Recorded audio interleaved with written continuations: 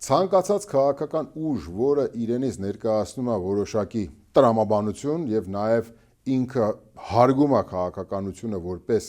փոխհարաբերությունների հիմք, ինքը պետք է գա իրողությունները վերցնի որպես ստարտային կետ եւ դրանք շարունակի դեպի առաջ մղել։ Մենք տեսել ենք, չէ, թե ինչպես է այն պայմաններում, երբ որ զրոյական կետից են սկսում, ինչա տեղի ունենում։